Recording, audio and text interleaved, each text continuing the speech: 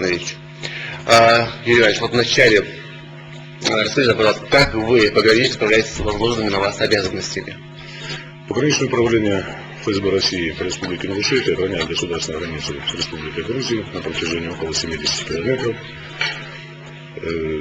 где выставлены у нас соответствующие пограничные отделения, пограничные заставы, которые непосредственно путем высылки пограничных нарядов по направлению, так скажем, возможных, вероятных нарушителей государственной границы, возможно, какие-то других противоправные действия на государственной границе, выполняют свои задачи. Выполняют задачи с честью, добросовестно, честно.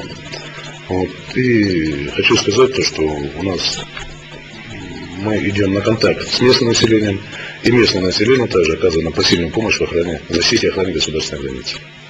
Имеется в виду вот в Джарасском районе, да? В Джарасском районе, да. Но мы говорим тоже пограничная зона, так скажем, это предел Джарасского района, поэтому что мы говорим о пограничниках, это Джарасский район. Это и администрация района, и местное население. Вот конкретно в чем выражается этот контакт? Какую помощь вы оказываете друг другу? Значит, в соответствии с законом Российской Федерации, государственной границы Российской Федерации, где прописано, в общем-то, администрациям и тем субъектам Российской Федерации, осуществляет свои полномочия в сфере защиты и охраны государственной границы, вот, выполняет также задачи в этой сфере и путем создания добровольных народных дружин, которых мы набираем из местного населения. Кроме того, значит, идем в школы, то есть юных друзей-пограничников мы воспитываем. Вот, естественно, будем приглашать школьников для, так сказать, военно-патриотического воспитания, для оказания помощи пограничным войскам, часть касается защиты, охраны, опять же, государственной границы. Приглашайте будем на пограничные заставы, будем знакомить с бытом, условиями жизни пограничников, организации несения службы по охране государственной границы. А вот в плане бытового устройства? В плане бытового устройства, ну, вы знаете, наверное, о том, что вот, сейчас выполняется полным ходом, идет выполнение федеральной целевой программы государственной границы, которая предусматривает строительство объектов пограничной инфраструктуры. На данный момент у нас сейчас сданы два объекта. Вот это отделение Измень и Таргим. Отделение, отдел Таргим. Условия очень прекрасные для проживания личного состава. Вот я полагаю, то, что,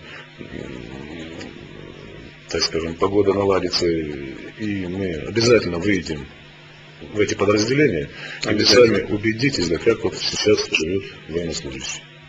То есть созданы все условия, да? Абсолютно все условия созданы. То есть тогда, в свое время, когда я начинал служить офицером, вот, о таких условиях приходилось только мечтать.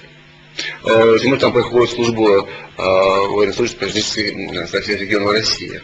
Во всяком случае, очень многих регионов. Очень многих регионов. Вот он, могу даже представить,